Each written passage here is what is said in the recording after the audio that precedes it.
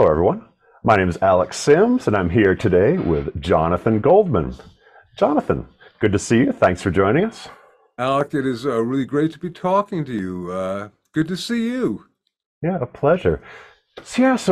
Our main topic here today is to discuss a very exciting event, which is the upcoming release of the 30th anniversary edition of the Healing Sounds book. So, first of all, congratulations on that. Thank you, Alec. It's really a pretty extraordinary, if you like, event for me, honoring 30 years of a book that seems to have really found its place in the consciousness of the planet. Yeah, that's totally true. Because I mean, to get us rolling and to help set the field, I just do want to honor Healing Sounds as one of the essential classics in the field of sound healing. It unquestionably belongs in the library of everyone that's interested in the therapeutic and transformative aspects of sound and music. And yeah, as you noted, over its 30-year history, it's been very influential to many people, including uh, various therapists, musicians, music lovers, practitioners of all sorts of mind, body, spirit practices and disciplines, from yoga to meditation. So that's a beautiful thing. And but now considering the whole 30-year print history of the book, thinking about the perspective of now, do you have any thoughts of what has contributed to the longevity of this book and its ongoing appeal to new readers? Well, it's really interesting, Alec, because back when I wrote Healing Sounds it was published in 1992 for the first time. There were really only a handful of books that were really focused on using sound as a healing modality, and particularly focusing on the both the scientific and the spiritual aspects, combining both of them. And I think there are things in Healing Sounds that literally have, for want of a better term, taken hold on the planet that I helped introduce. One of them, for example, was a system of using vowels as mantras, vowel sounds to resonate the chakras. And it's in a chapter called Vowels as Mantras, and I present probably a half a dozen different systems, but then I presented one that actually, I remember the date it came to me on March 21st, 1986. So that's when I literally developed it, and then I presented it in the book. And now, if you Google vowels as mantra, and you'll find a relationship between vowels and the chakras, if you like. Most of the time, it's this system that I created and presented first in Healing Sounds. So what a blessing that it's sort of been universally accepted as something that just is, as opposed to necessarily something that came through me. So I'm really grateful about that one. Another is sort of my understanding of how sound can be used to heal. Just this idea that everything is in a state of vibration and that we're like this orchestra. And if some part of our body or, our field or mind or, spirit goes out of tune, if you like, it's like a bit of the orchestra or a player of the orchestra losing their sheet music. And this idea, while not necessarily original, came forth through me in Healing Sounds and has been adopted by other people. And I think finally, perhaps one of the most important aspects of Healing Sounds was the introduction of the concept of intention or intentionality or intent, and its place of being coupled with the aspect of frequency, the frequency of the sound and the intention coupled together to create healing. And I created this formula: frequency plus intent equals healing. And, back in the early 90s, when I first came up with this just was considered really strange and out there. But now, with so many different people writing books on the power of belief, power of intention, the power of consciousness, and all that stuff to affect our reality, it's really an accepted formula. So I give thanks for that too. So those are literally three things that were found in the book that seem to have really taken hold on our planet. And I give thanks. Yes, because all of the information in the book is still timeless. It's not like it's not just cashing in on a quick come and go fad. All the information about the foundations of sound and intention is timeless, very relevant, and can be taken on and applied by people now. And maybe we'll come back and talk about intention a little more, because I think you may have been like slightly ahead of your time writing about that topic, as you noted. Now it's everywhere with all those authors and the power of attract. The what's the term? The law of attraction, manifestation, the power of the placebo. So we'll come back to that, but one thing I want to make sure we get into is a big topic, big theme of the book that's right there in the book's subtitle, The Power of Harmonics. So would you like to say a little bit about what harmonics are and what their importance is? Alec, that's so interesting because indeed, if you like, the subtitle of the book is The Power of Harmonics. And I was talking last year to a fellow who's perhaps one of the great psychic channels on our planet. And he was saying that it is time for us as a species to manifest new colors.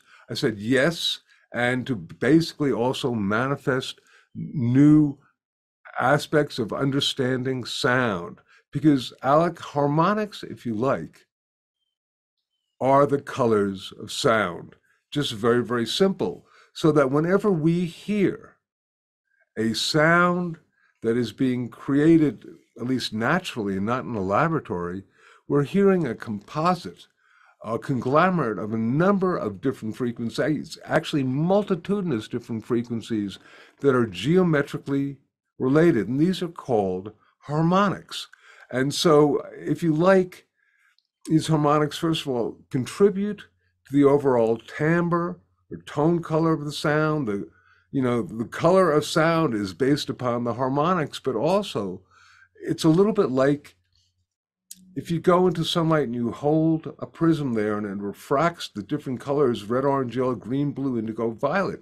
Harmonics are actually these composite colors of sound that coalesce together, and they are responsible for the sounds that we hear. Really, people get very much into these days single tone frequencies. And I'm here to tell you that there are no really single tone frequencies for the most part. If it's created in nature, it's a composite frequency, and these composite frequencies are called harmonics. If you like, the harmonics are the building blocks of sound, just as molecules are the building blocks of matter. Harmonics are the building blocks of sound. And indeed, whenever we hear or make a sound, different harmonics are emerging. And these harmonics are so unique and individual that they're responsible for why a violin sounds like a violin, or a piano sounds like a piano, or an oboe sounds like an oboe. And they are, if you like, the fingerprint of sound, because every sound that we make unto ourselves, all our voices are unique. Our voice print is as unique as our fingerprint. And that's because the specific harmonics that occur with our voice are very, very unique and different. The volume, the specific harmonics are unique and different, and they create our, if you like, sound signature. It's extraordinary. Thank you. And it's a big topic, which is discussed very well in the book. So if anyone wants to understand harmonics on a deeper level, it's just explained very clearly and beautifully in Healing Sounds. But that's keys off our question from a minute ago, the ongoing relevance and appeal of Healing Sounds. I think that, as you were also alluding to, that expanded awareness of harmonics, I think, is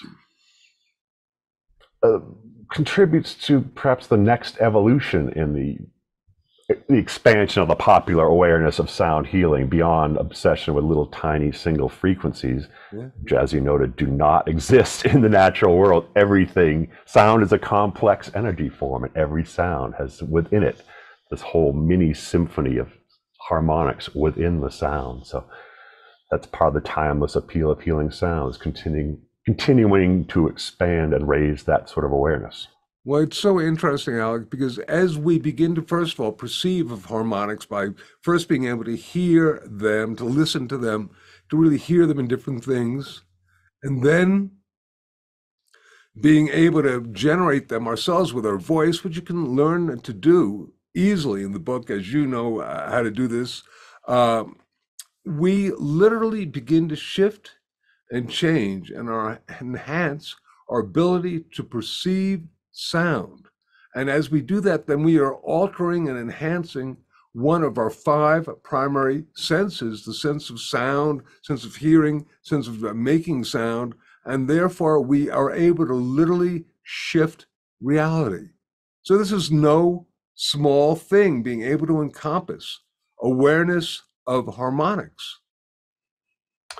Yeah, that's a big deal. That's the first major plateau of value here, that expansion of your consciousness and your hearing. Because it's, many mind, body, spirit practices talk about, oh, yes, that exactly. Expand your consciousness, raise your awareness. But here it's just a very palpable physical manifestation of that in expanding your hearing. Sort of like maybe analogous to like seeing auras in the visual field, Wow. seeing those subtle layers of light that some people have a natural gift for and some people develop. Harmonics are, I think, exactly analogous, those subtle layers of sound energy that have always been there, but once you learn to perceive them, it's that aha moment. It's like, I can't believe I've never tuned into these sounds before. I mean, I had that experience the first night that I read Healing Sounds. Reading about them, and remember going home and had a guitar and just listening to open strings, hearing all those little subtle tones dance around with exactly that. It's like, I can't believe I've never tuned into this dimension of sound before. So thank you. It came to me via Healing Sounds. Well, and it's so interesting because on a level, harmonics can be perceived as being the mystical aspect of sound. They're almost like, people talk about them as being a Jacob's ladder or, plane of consciousness that can be achieved through working with sound. And indeed, the different mystics and magicians and spiritual teachers oftentimes talk about the harmonic nature of the universe, as do our quantum physicists, because all sorts of aspects of nature, botany, spectral analysis, chemistry, the orbital distances of the planets all adhere to the harmonic series. So, I mean, they are really mystic phenomena. They are indeed, as you're saying, the aura of sound. Yes, and those insights that come from listening to and practicing harmonics. So, a major gateway, as you noticed, just learning to develop ability to do it with your own voice. And you don't even have to get that fancy or technical, using some of the simple exercises outlined in the book, beginning with vowel sounds and certain, phonemes that begin to accentuate the harmonics just in the natural voice. But that almost immediately starts to have a consciousness altering effect, which can open other gateways very quickly. Because, as you noted, I think the roots of that style of voice is deeply shamanic, and Yeah, yeah, yeah. these are, Magical, using the different chanting of vowel sounds to invoke deities and invoke spiritual things is very, very ancient, isn't it? yeah, and that dominoes into another one of your major books, which we'll just note and move on. We don't have time to get too much into that right now, but the divine name is basically taking the intonation of vowel sounds combined with an intention to chant the ancient Old Testament name of God. Actually, no, it's based on the Old Testament name of God, but it's actually a universal vowel chant. Yeah, Basically, yeah. so it's not limited to any specific tradition. It's using the harmonics inherent in the natural vowels to open up divine consciousness pathways. So, And it's so interesting. And on a physiological thing, just thinking about it, they enhance our neural pathways as we hear them. They basically affect our brain. They can enhance our immunological system and so much more. I was just actually doing some harmonics today to generate some good old nitric oxide. So, there we have that. We're weaving into all the books, the humming effect, we discussed that, and that's not really projecting harmonics in a dramatic way like you'll hear with certain like tube and throat singers, but Yeah, right, right, right. that sort of athletic vocal style really isn't even necessary to just begin to have No, some. I was just going, I was getting my sinus cavity to resonate and generate some harmonics because I was having a sneezing fit this morning. There we go. Yeah, because that's always one of my simple-minded main things, like taking these techniques and how can they help you, very simple practices to help you here and now in daily life and immediate benefits. So the nasal Well, humming is a type of harmonic singing, yeah, but it's totally. accessible. Oh yeah, I mean, on a level, the hum has got just, I mean, is sort of the basis for where you begin for launching harmonics because it's the sound you make with your mouth closed and then you go, you begin to open and come out. But here's the thought. I mean, once again, as we were saying, there's so much interest in frequency now, but the idea if we can bring people to understand that frequencies are not single things, they're really loaded, replete with these harmonics, and oftentimes these harmonics have special, mathematical relationships that not only make them, very unique and sacred, but also in terms of creating sonic fields, if you like, fields of sacred sound that literally affect us as an overall gestalt. Very, very interesting. And we can all learn to do this. Yeah, because working with your own voice, but also that listening aspect, just continuing to double down on that when people talk about the frequencies. But within each sound, there are actually many different frequencies within the sound in terms of its structure of harmonics. So that's where it gets interesting. The ratios, Yeah. relationships between sounds, intervals and ratios, and ultimately energetic structures, maybe subtle energy, and then structures of consciousness. I would even go there. And I So mean, there is an entire science of this of harmonics. It's sort of considered the physics of math, but it's not necessary to go into that at all in order to experience harmonics. And indeed, uh, it's just, if you like, something that will change your reality simply by your awareness and opening up a little bit to the wonders of the world of sound. yeah, there you go. As I said, the science and mathematics of harmonics can get intricate, analogous to sacred geometry, which that starts with very simple first elements, and then you end up with Gothic cathedrals built Right, all to right. sacred proportions. Yeah, you don't have to worry about that. Just very simple, immediately accessible techniques, which are described very well in the book. So I just keep harking back to that. Like it's all in the book, but reading the book and also doing the practices, because there's a number of exercises and outlined in there, both for listening and toning with your voice. And that's all the classic stuff that's timeless, that's expressed in healing sounds. But as our last little segment, I mean, what's new in the new edition? So, Alec, it's so interesting because on one level, I did not change a word in the original text of this because I think there is a reason why many consider it to be a classic book. There's just so much great information. It's really well written. The stories are wonderful. I recently reread it and was just really pleased. I did add some new information to it, but mostly it's exactly as it was. But the really big addition to Healing Sounds is that I've included over 100 minutes of downloadable music, sounds, audible examples, guided meditations, and sonic exercises that will greatly enhance every aspect of the book. We were talking before about, listening to harmonics. Well, here now are ways to listen to harmonics. When you hear them, then you're able to understand them and generate them more. So, on a level, if a picture is worth 1,000 words, a sound is worth an infinite number of words, because on a level you can sit there and rate volumes on what a sound sounds like, but when you hear it for even 10 seconds, all of a sudden it takes you to a different level of reality. One of the things That's one of the things we have in the book is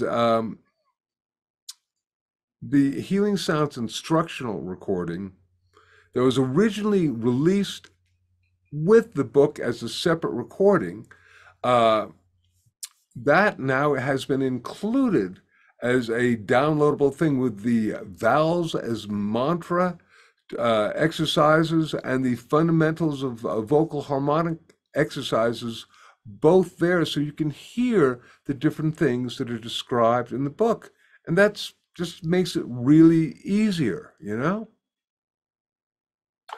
And that's the big deal, double downing on that listening and expansion of listening. That's the first plateau. And if you go no further with harmonics than that, just expanding, enhancing your experience and perception of the world sonically, that's a big deal. And that's great that it has those enhanced audio element that really brings it to life. So I remember when I first got the book back in the ancient days when dinosaurs walked the Right, earth. The instructional was on a cassette, but now right, thanks to right, internet and downloads, you have this wealth of information that are recordings and sounds that were hard to find 30 years ago. Now they're all over YouTube, but finding recordings of David Hikes, one of the pioneers of Western overtone singing and tube and throat singing, you had to go on a quest to find this stuff. right. So thank you for making it easily available in the Healing Sounds download section. So Well, for full disclosure, Alec, I'm going to say that you are on the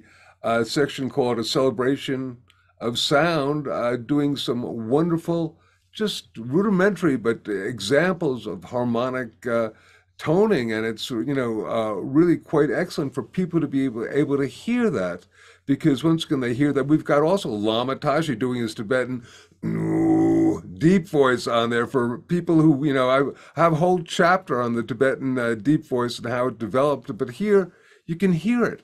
And I mean, what a blessing. You don't have to get into the science of harmonics or the mathematics, because as soon as you hear that, you go, wow, I get it now. You can say that something is vibrating 2 or 3 or 4 times the rate, that's sort of abstract. But when you listen to the Healing Sounds harmonic series tuning forks going up there, the first 8 harmonics, go, wow, these are all different notes that are found within this one note. It's crazy. there you go. And thank you for including me in that listening section. Much Yeah, appreciated. And that's once again, that's the real deal. The complexities of the topic are not important. Just get it, the direct experience of hearing the sounds and just playing with them yourself, because that's the gateway. Playing and toning in a relaxed, free play way, and letting those new resonances opened up, and a beautiful gateway and initiation to that. Well, once again, is the Healing Sounds book and doing the exercises that are listed in it and demonstrated in that new free downloadable Healing Sounds instructional recording. So thank nice. you for all that. But yeah, so that's the major topics I had in mind today. Do you have any closing thoughts you wanted to get into related to the book? Well, I'm really hopeful, Alec, that with this go around, when Healing Sounds first was released in 1992, it actually became rather an international success, particularly over in England. It was crazy. And then the company that put it out had some difficulties. And blessed be, Inner Traditions took it over, but they put it in their back catalog. And about a year ago, I was meditating, and an inner voice said, next year, Healing Sounds will be having its 30th anniversary.